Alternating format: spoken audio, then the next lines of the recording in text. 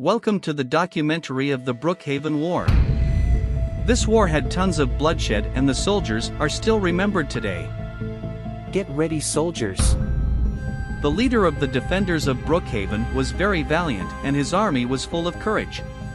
However, they were no match for this upcoming force. The opposing army had a very strong offense and had crushed the previous enemies. But the leader of the defenders of Brookhaven had known a specific weakness of the enemy, which we will cover later. The opposing enemy had their guns locked and loaded. And so did the defenders of Brookhaven. The defenders used evasive maneuvers and dodged the attacks, but that wouldn't last long. So, they hid behind their smallest soldier who had bulletproof armor on to prevent incoming attacks. Then, they fired over his shoulder and ducked to reload. This method would keep them alive for a short while.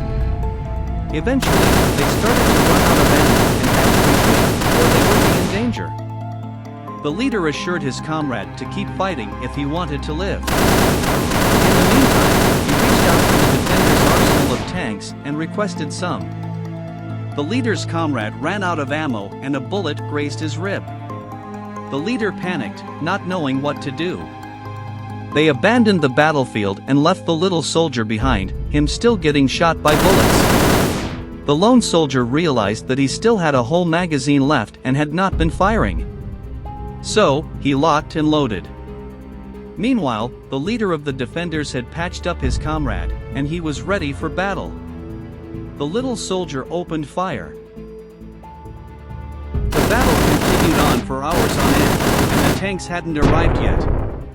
They were delayed by a second battalion of tanks. The Brookhaven tank battle was a massive vehicle ambush. The audacious tanks that the defenders owned were ambushed by the enemy. The tanks rolled into town. They saw an opposing tank in the distance, and it came straight for them. They shot away, but the shells were no match for the tank's armor. The enemy decimated them. It was only a small loss to the defenders.